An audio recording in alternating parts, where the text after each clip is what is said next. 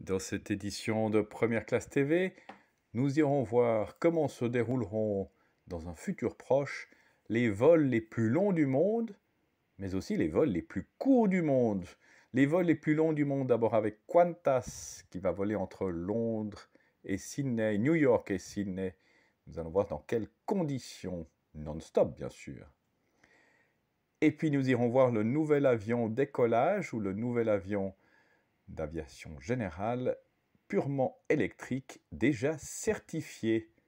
L'aviation du futur, c'est tout de suite et c'est maintenant sur Première Classe TV. Qantas vient d'annoncer avoir conclu un contrat historique avec Airbus portant sur une commande de 12 A350 000, 20 A220 et 20 A321 XLR, avec option d'achat pour 94 autres appareils jusqu'à la fin 2034.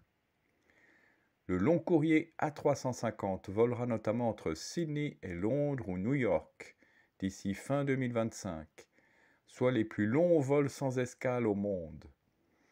Sur l'une et l'autre destination, le vol durera environ 19 heures, autant que l'actuel vol Singapour-New York de Singapore Airlines, ce qui a poussé la compagnie australienne à prévoir un maximum de confort avec des aménagements spécifiques.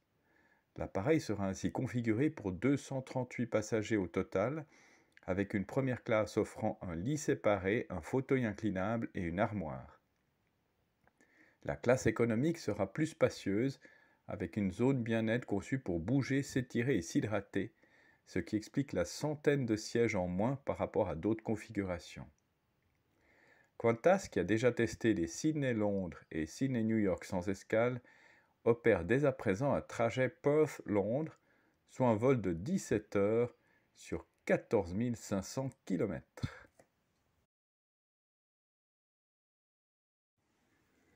L'IDA-40 de Diamond Aircraft est le résultat de plusieurs années d'expérimentation et de tests de ces systèmes hybrides et 100% électriques.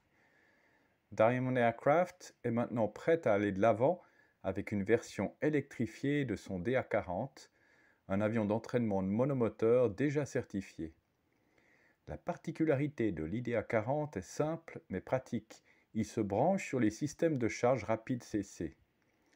L'appareil de charge est fourni par Electric Power Systems, qui développe des systèmes certifiés pour l'aérospatiale, la défense, l'automobile et la marine, ce qui fait de l'IDA-40 le premier avion électrique certifié Part 23 par la FAA et l'Agence européenne de sécurité aérienne avec un tel système de charge.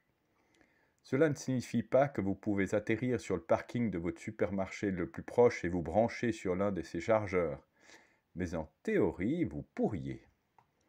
Diamond, dont le siège est en Autriche, avec des bureaux au Canada et en Chine, indique également que la version finale de l'IDA-40 se rechargera en 20 minutes environ et offrira jusqu'à 90 minutes de temps de vol grâce à un moteur électrique Safran Ingenious 100 refroidi par air avec un contrôleur intégré créant un maximum de 130 kW.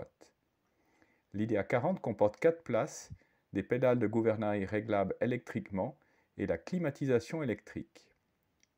Le cockpit tout en verre et la cellule entièrement en matériaux composites agit comme une cage de sécurité en cas d'accident.